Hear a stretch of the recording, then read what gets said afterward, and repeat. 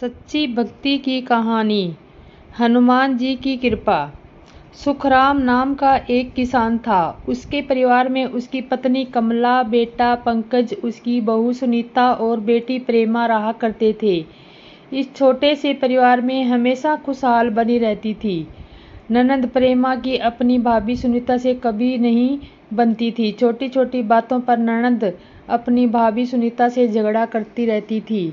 सुनीता श्री बालाजी की सेवा आराधना करती, बालाजी की ज्योत जलाती और नित्य नियम से पूजन करती थी। सुनीता का यह कार्य ननद प्रेमा को पसंद नहीं था। वह अपनी माँ कमला को चुगली करके भड़काती रहती थी।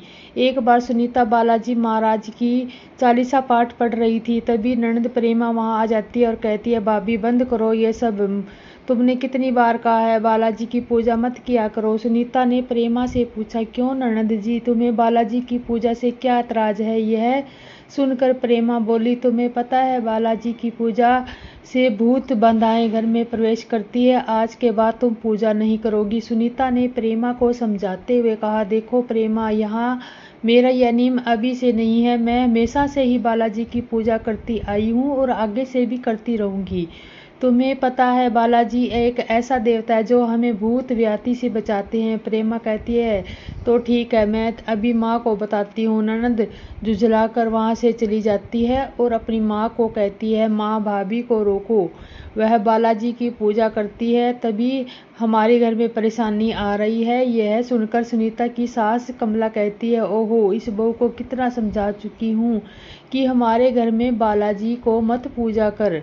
आने दे पंकज को, उसे कह दूंगी। ये सब नहीं मान रही।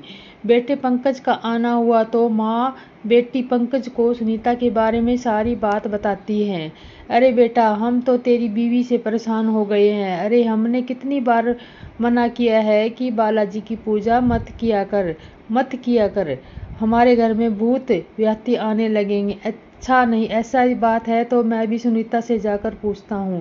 पंकज सुनीता के पास गया तो देखता है कि सुनीता बालाजी के भजन में मगन थी। तभी पंकज ने उसे डांट कर बोला, सुनीता ये क्या कर रही हो तुमसे माँ ने कितनी बार मना किया है कि तुम बालाजी की पूजा मत किया करो, तुम्हारी समझ में नहीं आती। चलो उठो, घर का काम करो जाकर। तभी पंकज के पिता वहाँ आ जाते हैं और कहते हैं, अरे बेटा पंकज, बहू को क्यों डांट रहा, क्या किया है इसने? पंकज बोला, पिताजी इसने कई बार माना किया है कि बालाजी की पूजा मत किया कर, पर ये तो कहना नहीं मानती। पंकज के पिता बोले, अरे बेटा, बहू अच्छा काम ही तो कर रही है। बालाजी हनुमान जी का ही तो स्वरूप है और हनुमान जी संकट मोचक है, हमारी रक्षा करते हैं। चल इसे पूजा पाठ करने दे। तभी सुनीता की सास और ननद दोनों वहां आ जाती है। प्रेमा कहती है, पिताजी भाभी बालाजी की पूजा इसलिए कर दी है कि हमारे घर में की सुख शांति भंग हो जाए, और मेरी मानो भाभी को रोको, वह बालाजी की पूजा ना किया करे। सास कमला ने प्रेमा की हाँ में हाँ मिलाई। प्रेमा ठीक कह रही है जी। पिता सुखलाल बोले, अरे प्रेमा माँ, सुनीता ये कह रही है कि अब देखो हमारे यहाँ पूजा पाठ नहीं करता, अगर बहू कर रही है तो उसे करने दो, तुम्हें उसे नहीं रोकना चाहिए। जाओ बहू, तुम अपनी सास की बातों का बुरा मत मानो, जाओ बेटा अपना काम में लगन करो। तभी प्रेमा बोली, देख पिताजी, अगर बालाजी की पूजा को नहीं रोका तो हम घर में अपशगुन होने लगेगा। यह सुनकर सुनीता बोली, ननद जी, मेरे बालाजी तो कभी भी बुरा नहीं मानते। और सुनीता की सास गुस्से में बोली, अरे चुप हो जाओ कुलक्षणी, क्यों हमारे घर को बर्बाद करना चाहती है तू?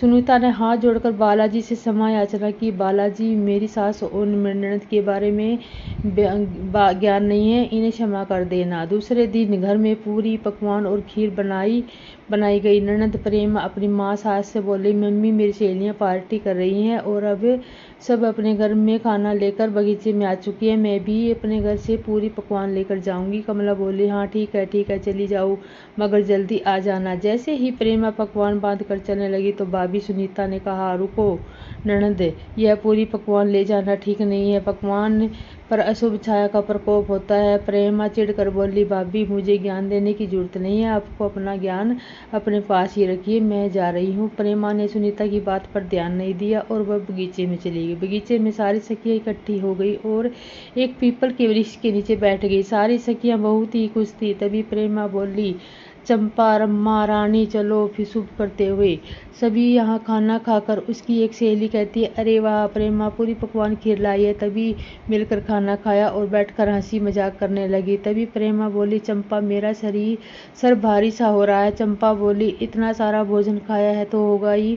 प्रेमा बोली, अरे नहीं बहन, मुझे जल्दी से मेरे घर छोड़ दो, मेरा शरीर बेकाबू हो रहा है। प्रेमा की तबीयत ज़्यादा बिगड़ने लगी। तभी से सहेलियाँ प्रेमा को लेकर उसके घर आई। तब प्रेम इस हालत में देखकर उसकी माँ घबरा गई और उसकी सहेलियाँ से पूछने लगी, अरे ये क्या हुआ मेरी बच्ची को। मेरी सहेली चंपा ने बताया कि आंटी जी पता नहीं, अचानक खाना खाने के बाद प्रेमा का सारा शरीर भारी हो गया और तबीयत बिगड़ गई। तभी सुनीता वहाँ आई और कहने लगी, माँ जी मैंने पहले ही कहा था कि ननद जी को पूरी पकवान लेकर बाहर मत जाओ, लेकिन मेरी सुनता ही कौन है। कमला बोली, अरे तू तो सफाई दे रही है, तेरी बदौलत ही मेरी बेटी का ये हाल हुआ है। इधर प्रेमा बेसुध पड़ी रही हुई थी। तभी सुनीता कमरे में जाकर जल और विभूति लेकर आती है और कहती है, माँ जी ये जल और विभूति है, यह जल ननद जी को पिला दीजिए और विभूति इनके माथे पर लगा दीजिए, यह तुरंत होश में आ जाएगी। कमला यह सुनकर गुस्से में बोली, खबरदार जो मेरी बच्ची को यह जल विभूति लगाई। अरे तेरे इस ढोंग रचने में मेरी तबीयत ठीक नहीं होने वाली। मेरी बच्ची को क्या हो गया? अरे कोई जल्दी से डॉक्टर को बुला कर लाओ, पता नहीं क्या हो गया इसे। इतने में पंकज वहाँ आ जाता और पूछता है, अरे प्रेमा क्या हुआ? मार रहे रोते का पता नहीं। अच्छी बल्ली मेरी बेटी अपनी सहेलियों के साथ बगीचे में पिकनिक मनाने गई थी, बस वहीं से मेरी बेटी की तबीयत खराब हो गई। पंकज भागकर डॉक्टर को बुला लाया। इतने में सुखराम भी वहां आ गए और पूछने लगे, डॉक्टर साहब वैसे क्या हुआ है मेरी बिटिया को? डॉक्टर ने बताया कि कुछ खास नहीं लगता है, चक्कर आ गया है, यह ठीक हो जाएगी, डरने की कोई बात नहीं। अच्छा मैं चलता हूँ। प्रेमा की दवाई दे गई और फिर कोई फर्क नहीं पड़ा। इससे सुनीता अपने बालाजी से प्रार्थना करती है और बालाजी के चरणों में प्रेमा नाम की 5 रुपए की हाजिरी लगाती है। हे बालाजी आप मेरी ननद की रक्षा करो। हाजिरी लगाते ही बालाजी सुनीता की विनती सुनी। तभी प्रेमा जोर जोर से घूमने लगी, बयान करने लगी कि जो संकट में बोलने लगा, पीपल का भूत है इस लड़की के, पीपल के नीचे पकवान खोले, मैं भी भूखा था, पकवान के साथ साथ इस लड़की के शरीर में प्रवेश कर गया, अब मैं शरीर से मैं ही रहूंगा, मुझे कोई नहीं निकाल सकता। भूत की बात सुनकर परिवार वाले घबरा गए। तभी सुखराम एक तांत्रिक को बुलाकर लाए। तांत्रिक द्वारा पता लगता है और कहता है, तुम्हारी बेटी का इलाज बस सिर्फ बालाजी महाराज ही कर सकते हैं, इसे तुरंत मेहंदीपुर धाम बालाजी के दरबार में ले जाओ, बालाजी की कृपा से तुम्हारी बेटी ठीक हो जाएगी। तभी कमला कहने लगी, ओरे मैंने कहा था ना बहू जी बालाजी पूजा मत कर,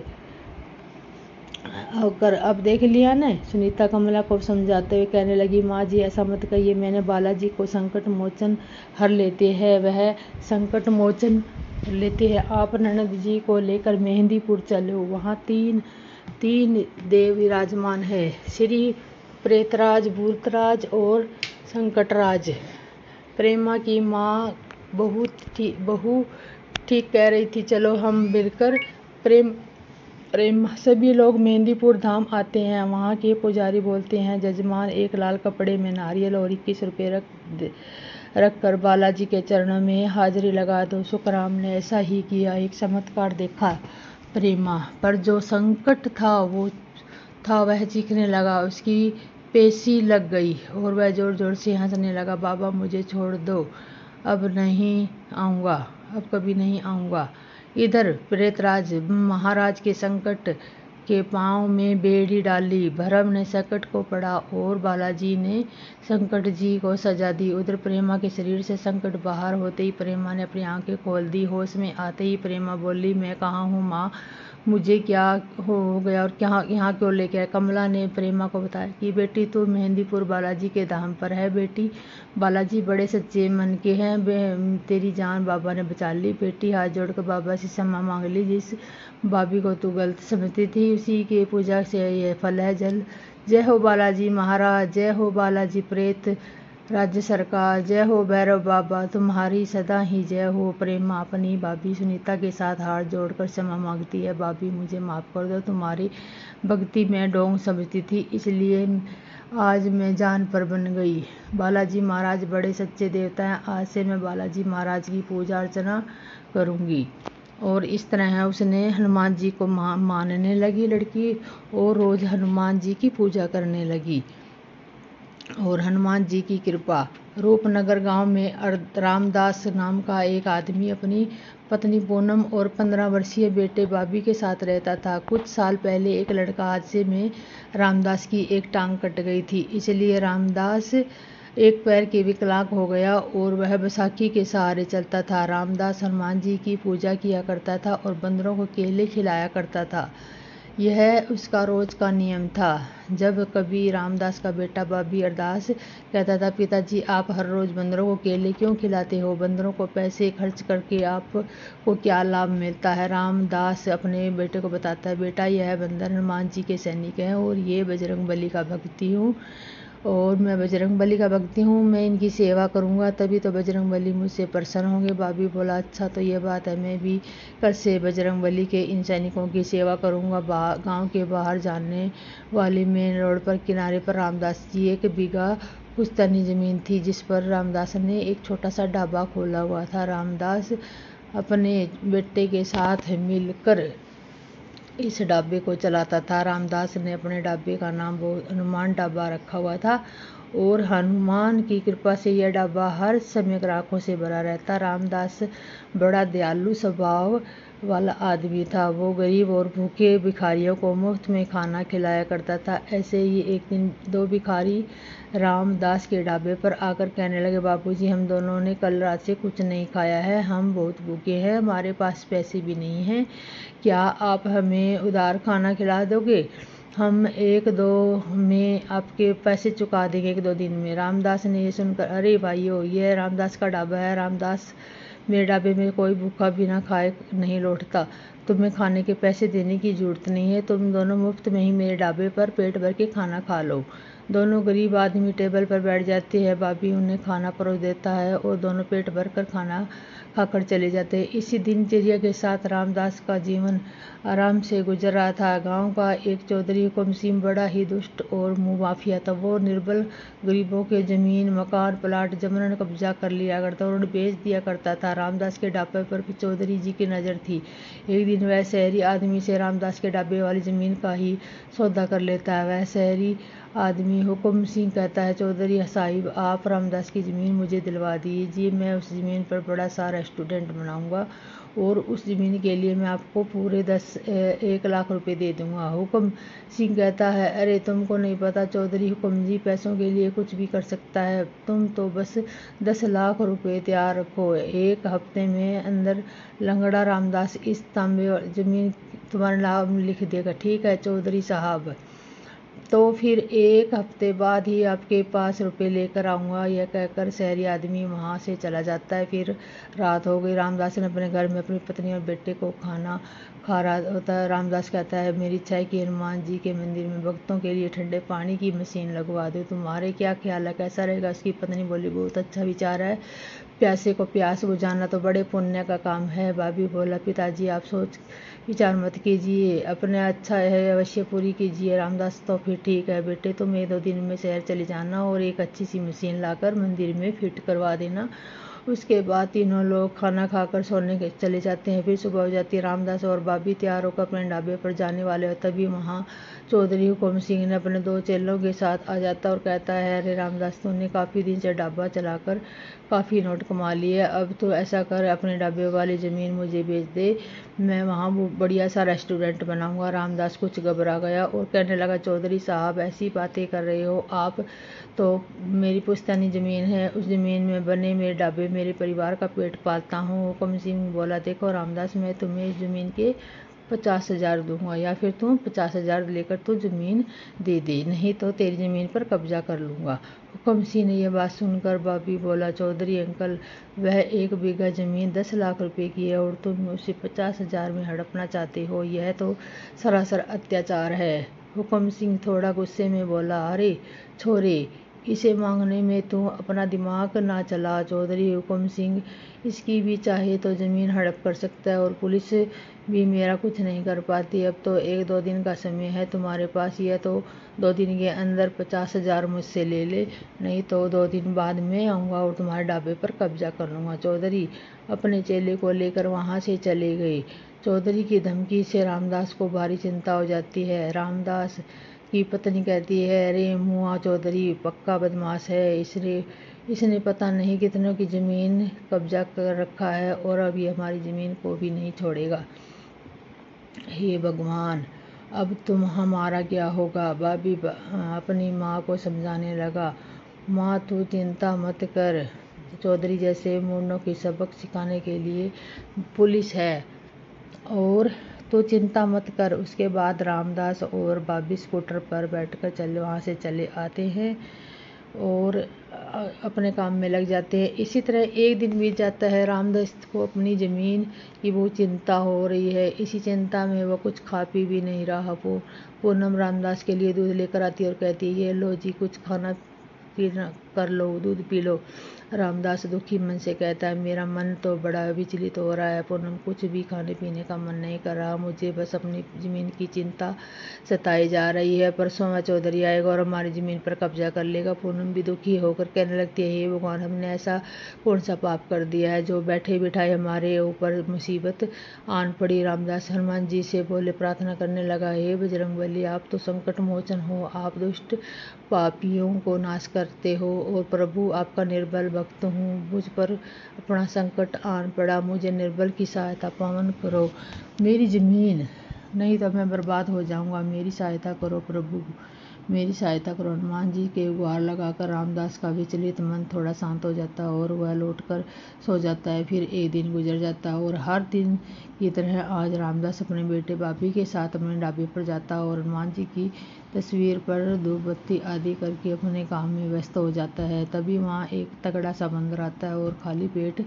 बड़ी टेबल पर बैठ जाता है। रामदास बंदर को प्रणाम करने के लिए उसे केले खाने के लिए दे देता है। बंदर आराम से बैठकर केले खाने लग जाता है और रामदास अपने ढाबे के काम में व्यस्त हो जाता है। कुछ देर बाद ढाबे पर एक जीप आकर रुकती है और जीप में चौधरी हुकुम सिंह और उसके 5-6 चेले नीचे उतर कर आए। हुकुम सिंह ने रामदास के कहता है, सुन ये रामदास, तेरे 5 मिनट का समय है, अपने छोरे के साथ इस ढाबे में निकल जा। रामदास हुकुम सिंह के सामने गिड़गिड़ाने लगता है, चौधरी साहब, भगवान के लिए मुझ पर निर्बल दया कर, मेरी ज़मीन तो कब्जा मत करो, मैं आपके आगे हाथ जोड़ता हूँ। अपने पिताजी को ऐसे गिड़गिड़ाते देख बाबी कहता है, पिताजी आप इन गुंडों के सामने हाथ मत जोड़ी, मैं अभी पुलिस को फ़ोन करके बुलाता हूँ। बाबी अपने मोबाइल से नंबर मिलाने लगता है तो चौधरी बाबी मोबाइल छीनकर ज़मीन पर पटक देता है और अपने चेलों को कहता है, अरे हरामखोरो, खड़े खड़े तमाशा क्यों देख रहे हो, आप इन दोनों बाप बेटों को मार कर यहाँ से भगा दो और इस ढाबे पर कब्जा कर लो।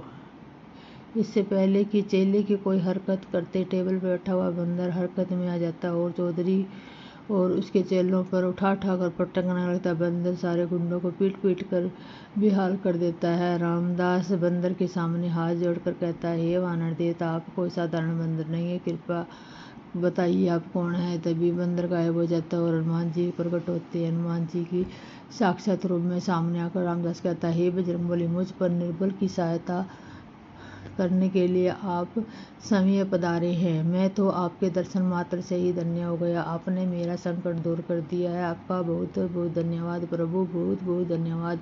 हनुमान जी कहते हैं, रामदास, मैं तुम्हारी सेवा पर अति प्रसन्न हूँ, मेरे होते हुए भक्त पर कोई संकट नहीं आ सकता। अब तुम्हें इन दुष्टों से डरने की आवश्यकता नहीं है, इन्हीं की दुष्टता का दंड मिल चुका है और अब ये मेरा आशीर्वाद सदैव तुम्हारे साथ रहेगा। आशीर्वाद देकर हनुमान जी अंतर ध्यान हो जाते हैं। रामदास चौधरी से कहता है, क्यों चौधरी साहब, आप अब मेरी ज़मीन पर कब्जा करोगे या?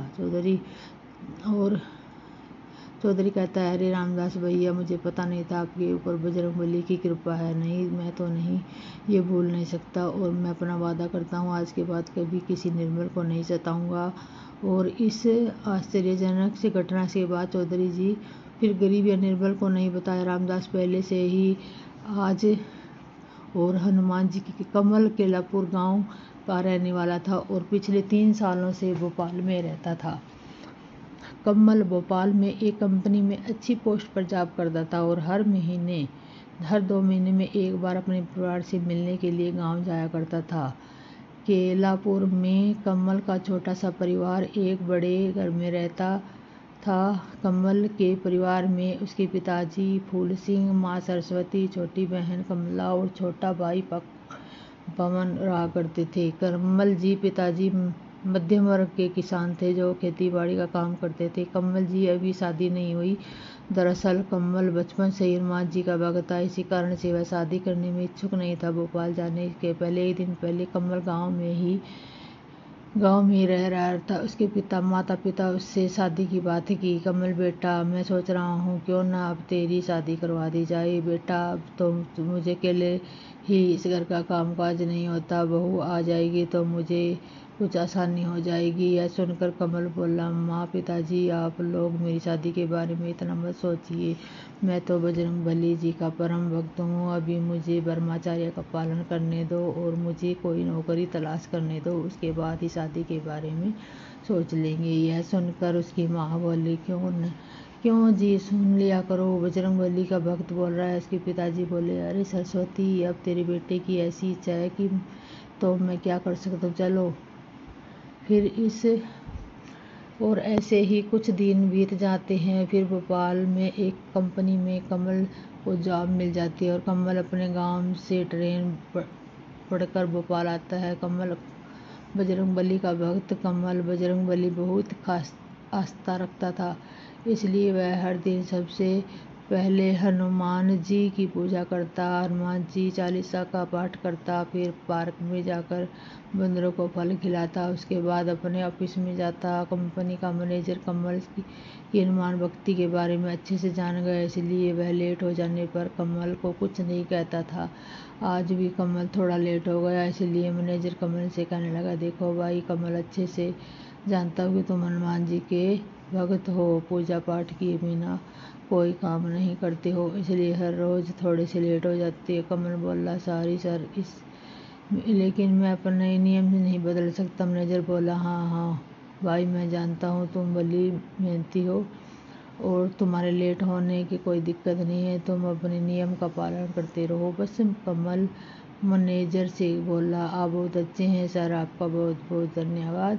उसके बाद कमल अपने कैबिन में जाकर अपने काम में व्यस्त हो गया। इसी प्रकार कमल के कुछ दिन गुजर गए और एक दिन की बात है, सुबह का समय था और आज कमल से ऑफिस की छुट्टी थी। कमल पार्क में बंदरों को केला खिलाने के बाद सोचने लगी, आज ऑफिस की छुट्टी है और कल मुझे मेरी सैलरी मिलनी है, क्यों न आज मार्केट में जाकर फैमिली के लिए शॉपिंग कर लूँ और यह ठीक रहेगा। अब वह कभी पार्क में गेट की पहुंचा था, उसने देखा एक गरीब औरत अपने छोटे बच्चे को गोद में लिटाए हुए बैठी है। कमल उस महिला को देखकर रुक गया और सोचने लगा, यह औरत गरीब और दुखियारी सी लग रही है, पता नहीं इसे क्या दुख है, अपन इसी से पूछता हूँ।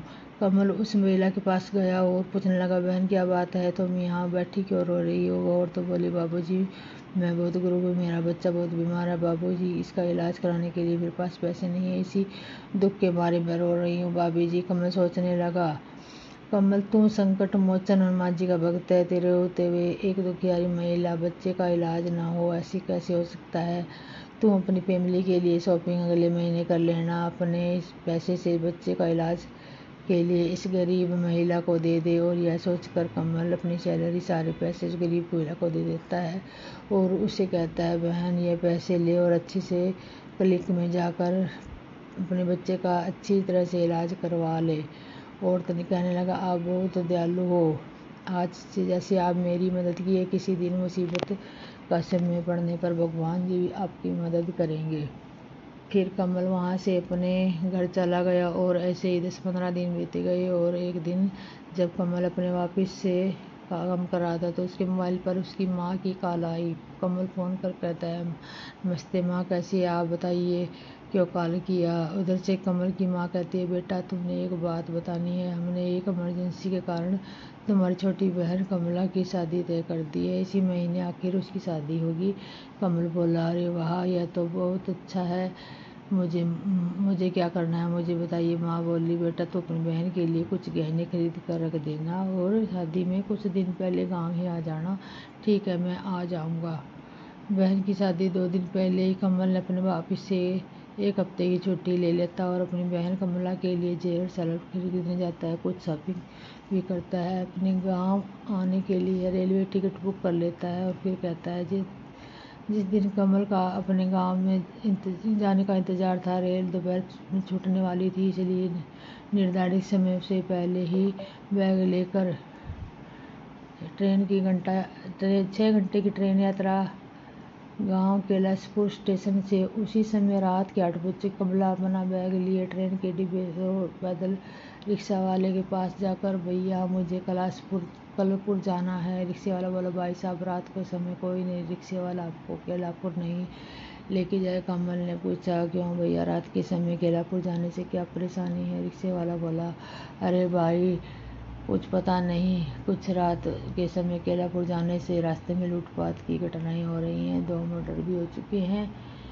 और रात के समय कैलापुर नहीं जाता। कमल सोचने लगा, लगता है लुटेरा का कोई हमारे गांव में इलाके में आ गया है, तभी कोई रिक्शे वाला तो जाएगा नहीं, मुझे पैदल ही अपने गांव जाना पड़ेगा। मैं अपने बजरंगबली को याद करके कुछ चलता हूँ। अपने कमल हनुमान चालीसा का पाठ करता हुआ पैदल ही गांव की ओर चल पड़ा। जय हनुमान ज्ञान गुण सागर, जय है कपीसते लोक उजागर। हनुमान चालीसा का पाठ करता हुआ कमल रास्ते से गुजर रहा था, तभी अचानक उसके सामने 5 हथियारबंद डकैत आ गए और उसे घेर लिया। वह अपने धमकाते हुए कहने लगे, अरे लड़के, जो कुछ भी है कीमती सामान है अपने पास है, चुपचाप हमारे वाले कर दे, नहीं तो हम तो जान से मार देंगे, तेरा सामान ले लेंगे। कमल डर के मारे थर-थर कांपने लगा, बजरंगबली की सहायता पुकारने लगा, हे बजरंगबली, हे पवन सुत हनुमान, मुझे डकैतों से बचा लो। तभी वहां पर अंधेरे में एक दिव्य प्रकाश पुंज पड़ता और जय हनुमान जी पर प्रकट हो जाते। हनुमान जी की अपनी गदा से 5 डकैतों को पीट कर बेहोश कर देते और फिर कमल से कहते हैं, पुत्र हम तुम सुरक्षित है तुम। और कहने लगा, हे प्रभु, आपने मुझे साक्षात दर्शन देकर मेरी जान माल की रक्षा करने मुझे धन्य कर दिया है। प्रभु आपको कोटि कोटि प्रणाम। हनुमान जी ने कहा, तुम मेरे सच्चे भक्त हो कमल, तुम्हारी आत्मा शुद्ध और दयालु है, मैं तुम्हारी भक्ति से बहुत प्रसन्न हूँ, इसलिए तो मैं तुम्हारे प्रकार सुनकर तुम्हारी रक्षा करने चला गया। यदि तुम इसी प्रकार से मेरी सच्ची भक्ति करते रहोगे तो दूसरों पर दया करते रहोगे तो मैं सदैव तुम्हारी रक्षा करूंगा। और यह कहकर बजरंगबली अंतर्ध्यान हो जाते हैं। फिर कमल निडर होकर बजरंगबली की जय जयकार करता और अपने घर की ओर चला जाता है। इस कहानी में हमें ये सीख मिलती है कि